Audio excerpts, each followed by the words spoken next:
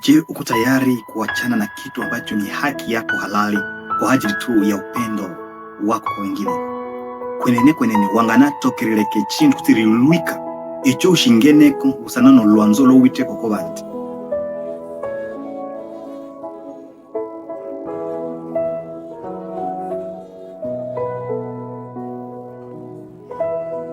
Karibu sana katika somo ya leo. Tunajifunza somo la tarehe 27 Julai linalozungumzia kuhusu upendo usio na ubinafsi. Tuingilie haraka kwenye kitabu kile cha Wakorintho wa kwanza sura yake ni ya 9 mstari wa kwanza hadi wa 6. Na hapa tunaposoma hapa tunaona kwamba Paulo akizungumza hapa, ukisoma juu unaweza kukosa uhusiano kati ya kichwa cha fundisho ambayo tunaizungumzia ambayo ni yote kwa utukufu wa Mungu na ile ambayo tulisoma jana ambayo ilikuwa inazungumzia kuhusu maarifa dhidi ya upendo. Ile somo ambalo lilikuwa kitualika sote kufikisha maarifa yetu, sio kugawanya na watu kanisani ama tusiwe vikwazo kwa wengine, badala yake kuleta umoja ndani ya kanisa. Haipingani. Somo hili ambalo Paulo analizungumzia hapa kwenye Wakorintho wa kwanza sura yake ni ya 9, anawaonyesha watu ya kwamba yeye ni mtume sawa sawa na mitume. Alimuona Yesu Kristo, ako huru ndani ya Yesu Kristo, na amewahudumia watu kiasi kwamba hata watu wameshuhudia huduma ambayo Mungu ametenda kupitia yeye. Anasema lakini kukamilisha kile alichokuwa amekisema kwenye somo la jana, kuonyesha kwamba tunatakiwa kujitoa kwa ajili ya wengine, ama niseme tunatakiwa kuwa na upendo usiokuwa na ubinafsi. Mara nyingi tunawaambia watu tunawapenda, lakini hatuko tayari kuacha kitu fulani kwa ajili yao. Utajiuliza, Paulo pia aliacha nini kitakachoonyesha kwamba hakika alikuwa na upendo usio na ubinafsi?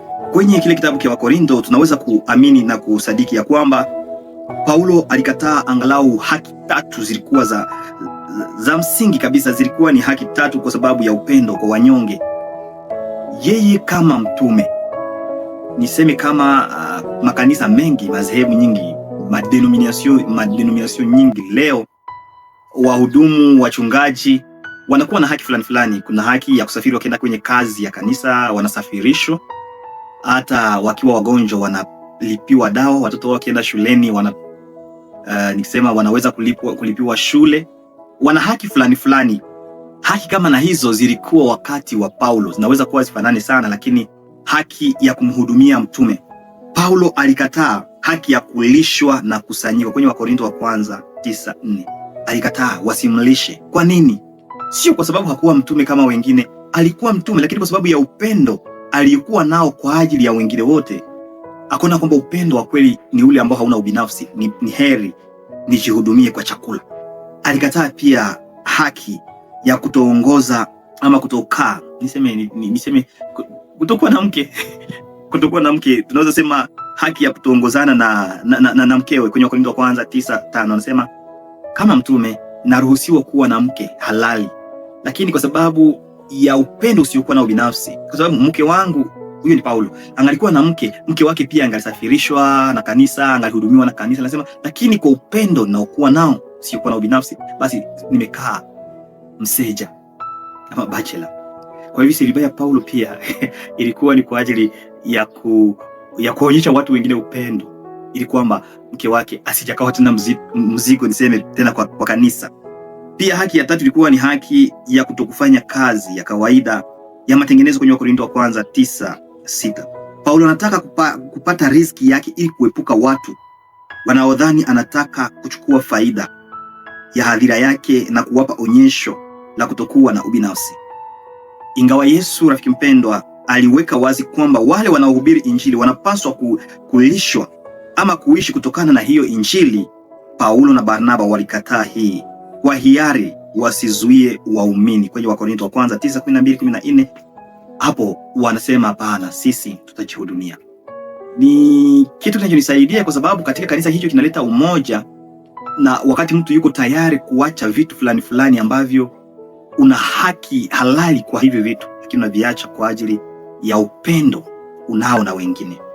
Hivi leo tunaweza kuacha vitu fulani, nous pouvons renoncer à notre position. Kwa mfano wanasema leo ni wewe ndio utakayehubiri. Ndio, ni kitu kizuri, ni neema. Lakini kuna mtu mwingine anakuja, mtoto pengine mchanga katika imani, anasema basi mpatie siku ya leo nihubiri. unaweza kumwachia muda ule ili kwamba ahubiri. Ni haki yako, lakini kwa ajili ya upendo usiokuwa na ubinafsi unaweza kumwachia nafasi. Nous pouvons aussi travailler bénévolement. Una karama pengine ya ufundi seremala ama ya kitu fulani, na kanisa mahali ambapo unatumikia linahitaji ya kitu fulani ambacho unaweza kukifanya. Wakati fulani unaweza kujitoa tu, sio kwa sababu hautakiwi kulipwa, lakini kwa moyo ama kwa upendo usiokuwa na ubinafsi. Hata katika maisha yetu nous pouvons renoncer à notre temps.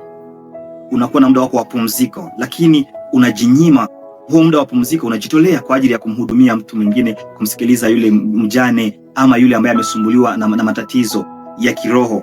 Tunaweza pia kurenoncer à se venger ou réclamer dommage et intérêt. Mtu amekuharibia kitu, sasa ulipa hivi na kuna wakati fulani, hata kama ni haki yako, anasema basi yaishe hivyo hivyo, nitatengeneza. Mungu atusaidie katika kanisa tuwe tunakuwa na upendo usio na ubinafsi kama Paulo. Asante Yesu Kristo, kwani wewe ni mwema na unapenda tuwe na upendo usiokuwa na ubinafsi. Mimi pamoja na mtazamaji na msikilizaji, tubariki, tuonyeshe huo upendo katika familia zetu na katika kanisa, katika jina la Yesu Kristo. Amina. Na swali hapa, quelles sont les choses auxquelles, bien qu'elles vous soient dues, vous pourriez renoncer en fait d'être un témoin plus efficace pour le Seigneur? Weka jibu kwenye comment, subscribe, like na share.